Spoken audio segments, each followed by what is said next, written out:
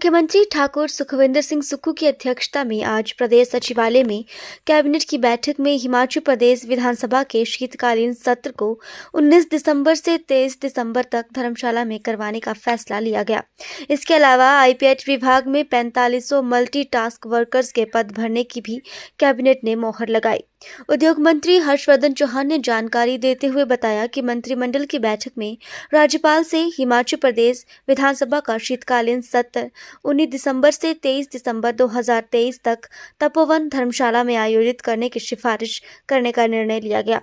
बैठक में जल शक्ति विभाग के 4500 पैराकर्मियों को नियुक्त करने, राज्य आबकारी एवं कराधान विभाग में कर एवं कराधान निरीक्षक के 25 पद और बागवानी विभाग में बागवानी विकास अधिकारी के 10 पद भरने का भी निर्णय लिया गया। बैठक में मोटर वाहन कर की एक मुश्त छूट के साथ साथ पंजीकृत वाहन स्क्रैपिंग सुविधा में स्क्रैप किए जाने वाले पुराने वाहनों से संबंधित ब्याज और जुर्माना की एक मुश्त छूट को भी स्वीकृति प्रदान की गई।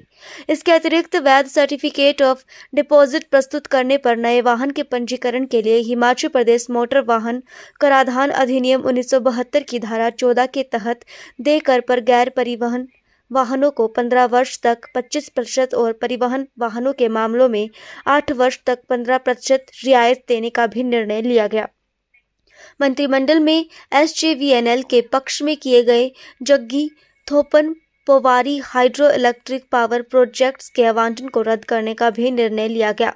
कंपनी द्वारा निर्धारित समय अवधि के भीतर परियोजना के कार्यान्वयन में प्रगति में विफलता पर रहे ये निर्णय लिया गया।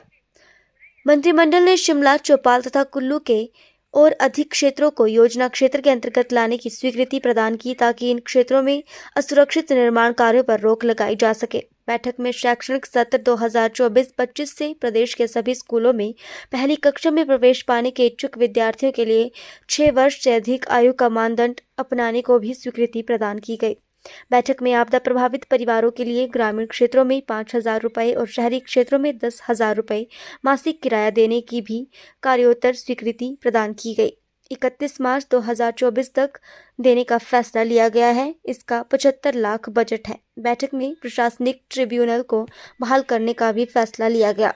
ये 5 सदस्यीय होगा।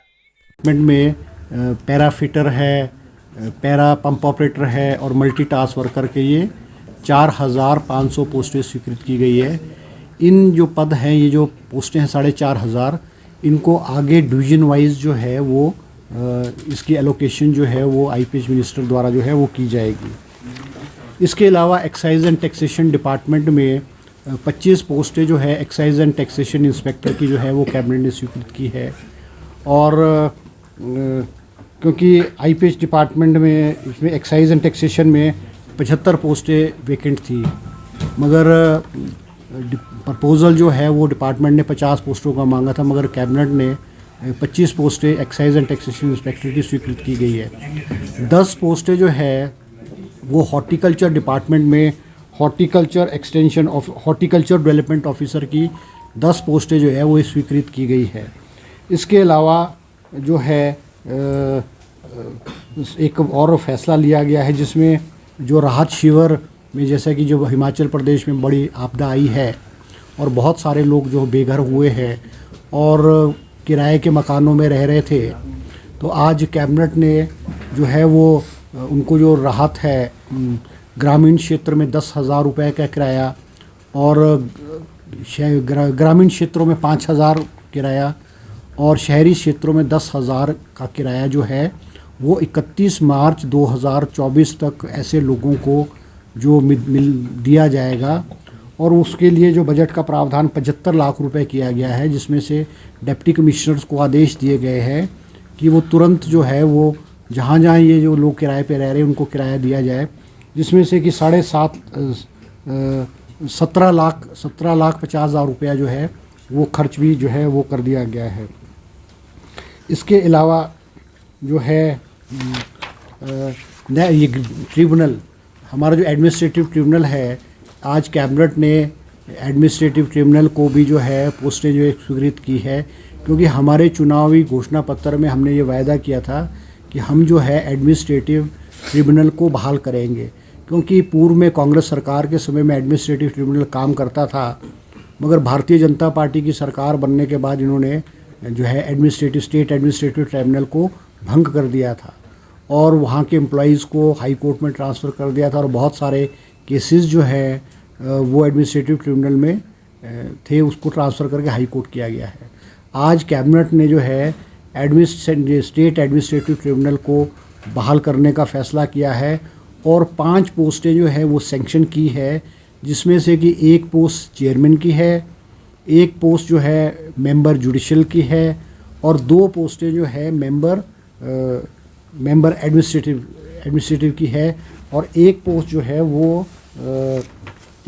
है वो रजिस्ट्रार की जो है स्वीकृत की है। तो जो स्टेट एडमिनिस्ट्रेटिव ट्रिब्यूनल है ये भी जल्द जो है वो काम करना जो है शुरू कर देगा। इसके अलावा जो है शिमला डेवलपमेंट प्लान को भी जो है स्वीकृति प्रदान गई है और इसमें जैसे हमारे ग्रीन बेल्ट्स हैं वो 17 ग्रीन बेल्ट्स थी। शिमला का जो वातावरण है, यहाँ की जो हवा है और यहाँ का पर्यावरण शुद्ध रहे, इसको देखते हुए आज कैबिनेट ने जो है इसमें 8 ग्रीन बेल्ट्स 8 नई ग्रीन बेल्ट्स को भी ऐड किया है, जहाँ पे कंस्ट्रक्शन जो है वो पूरी तरह से जो है बंद कर दी जाएगी। और इसके अलावा कुल्लू के लिए भी जो है डेवलपमेंट प्लान जो है वो कुल्लू के लिए भी आज स्वीकृति प्रदान की गई है। इसी तरह से चौपाल के लिए भी जो है डेवलपमेंट प्लान जो है प्लानिंग एरिया डेवलपमेंट चौपाल के लिए भी इसकी भी स्वीकृति प्रदान की गई है। और हमारे जो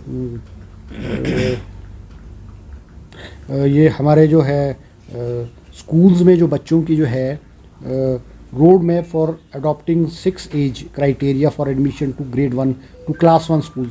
जैसे अब तक बच्चों की एज जो थी वो 5 साल में भी कोई क्लास 1 में एडमिशन कर देता था, मगर नेशनल एजुकेशन पॉलिसी को देखते हुए जो गवर्नमेंट ऑफ इंडिया ने नेशनल एजुकेशन पॉलिसी की है, उन्होंने कहा था कि भी हर स्टेट में क्लास 1 के लिए क्लास 1 में जो बच्चा जाएगा उसकी एज मिनिमम 6 ईयर्स होनी चाहिए। आज सरकार ने भी जो है इसके बारे में विधिवत फैसला किया है।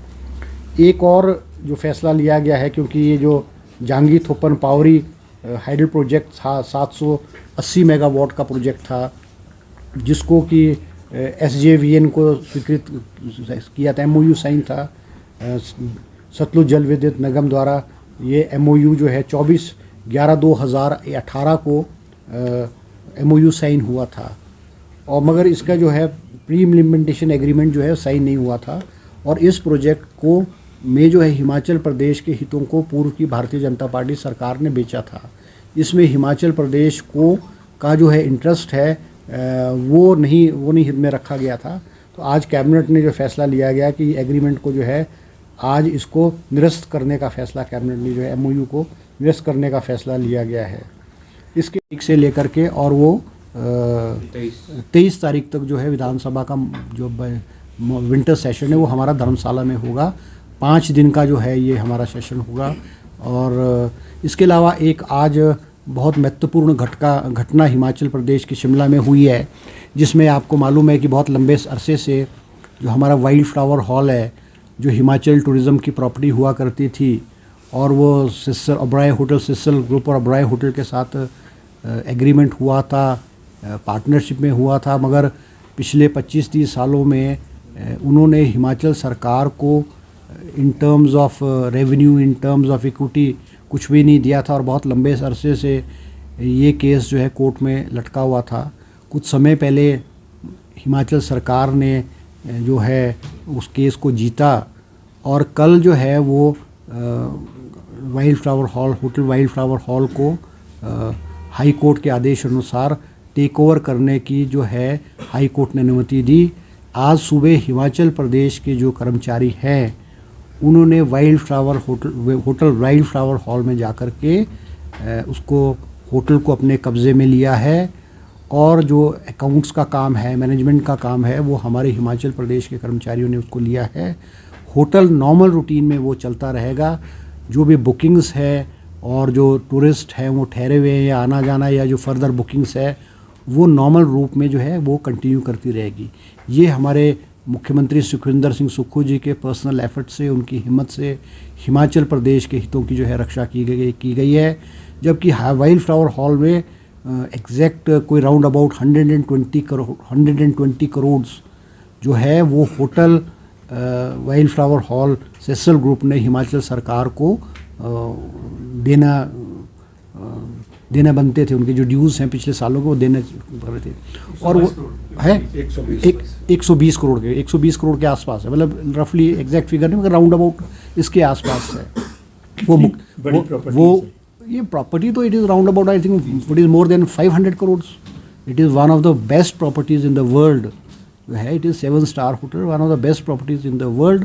और जो ये होटल अब्राय ग्रुप्स के लोग थे वो हिमाचल सरकार से निगोशिएशन भी करना चाह रहे थे, वो बातचीत निगोशिएशन भी करना चाह रहे थे, मगर मुख्यमंत्री जी ने जो है हिमाचल प्रदेश के हितों की रक्षा करने का फैसला लिया और उन्होंने कहा कि हमारी जो लड़ाई है हमें पूरे पैसे दो, या फिर कोर्ट ने जो फैसला किया उसके अनुसार जो है आज हिमाचल सरकार ने अपना कदम उठाया है। सर इसमें एम्प्लॉइज अब एचपीडीडीसी के ही रहेंगे या जो वहाँ पर हैं? नहीं, देखो एम्प्लॉइज़ जो हैं वो होटल नॉर्मल रूटीन में रन करता रहेगा।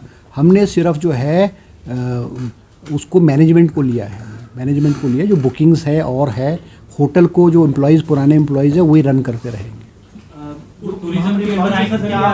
अभी देखो, अभी तो ऐसा है, अभी तो होटल को हमारे कुछ एम्प्लॉइज़ ने टेक ओवर किया है। आगे कौन इसको रन करेगा, क्या होगा, ये तो मुख्यमंत्री जी और कैबिनेट जो है वो आगे का फैसला लेंगे।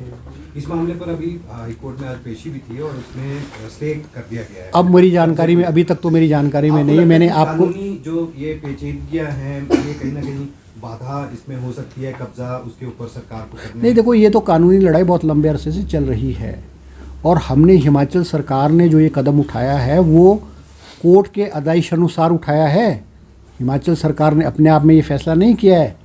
ये कल जो है हाई कोर्ट ने आदेश दिए थे कि आप, क्योंकि वो जो ड्यूज़ की पेमेंट है जो हिमाचल सरकार को बनती थी वो उन्होंने अदायगी नहीं की, तो हाई कोर्ट ने ऑर्डर किए कल कि आप जो है होटल का पोजीशन आप ले सकते हो। उस ऑर्डर के आदेश अनुसार आज हिमाचल प्रदेश के जो एम्प्लॉइज़ हैं वो गए वहाँ, उन्होंने उसको टेक ओवर किया है, उन्होंने जो इनका जो फाइनेंशियल वो है उसको भी टेक ओवर किया है, और आगे जैसा भी फैसला होगा वो उसको according to the cabinet and according to the decision of the chief minister जो आगे वो उसको किस तरह से रन किया जाएगा, कैसे होगा, वो अब आगे की। इन केस वो ड्यूज अगर दे देते हैं तो क्या गवर्नमेंट द्वारा उनको नहीं, देखो ऐसा नहीं, ये तो I am no one to comment on it. ये तो चीफ मिनिस्टर और गवर्नमेंट और कैबिनेट ने फैसला करना है, मगर हम भी नहीं चाहते कि भाई ये इसमें झगड़ा हो या ऐसा हो, मगर हिमाचल प्रदेश के हितों की, जो हिमाचल प्रदेश के हितों की रक्षा है उसके साथ कोई कॉम्प्रोमाइज़ नहीं होगा। ये मुख्यमंत्री जी का साफ रुख है। ठीक है जी, ओके जी, थैंक यू। व्हीकल्स हैं, क्योंकि अब गवर्नमेंट ऑफ इंडिया ने ये फैसला किया है कि जो गाड़ियां हैं वो कमर्शियल व्हीकल्स हैं या सरकारी गाड़ियां हैं जिसकी एज 15 साल से ज़्यादा हो जाएगी उसको कंडम कर दिया जाएगा और उसको स्क्रैप के रूप में उसको नष्ट कर दिया जाएगा। क्योंकि होता यह था कि 15 साल वाली गाड़ियों को फिर वो कबाड़ियों को बेच देते थे, वो उसको पार्ट्स फूट्स इधर करके फिर दोबारा चला देते थे। अब जो है गवर्नमेंट ने जो है ये स्क्रैप पॉलिसी जो है बनाने का फ़ैसला लिया गया है, और इसमें हिमाचल सरकार ने ये फैसला किया है कि 25% कंसेशन जो गाड़ी स्क्रैप करेगा और वो नई गाड़ी जब लेगा तो उसको 25% रजिस्ट्रेशन जो है वो नॉन ट्रांसपोर्ट व्हीकल में मिलेगी, उसको रिबेट उसको at the time of registration of the new vehicle तो वो लेगा उसको 25% फॉर नॉन कमर्शियल व्हीकल्स और 50% फॉर जो है ट्रांसपोर्ट व्हीकल जो है उनको इसमें जो है राहत प्रदान की जाएगी। इसी तरह से प्लानिंग डिपार्टमेंट में एक पोस्ट जो है वो क्लर्क की सैंक्शन की गई है, और एक पोस्ट जो है असिस्टेंट डिस्ट्रिक्ट अटॉर्नी की पोस्ट सैंक्शन की गई है। Civil court Bhoranj district Hamirpur के लिए सैंक्शन की गई है। और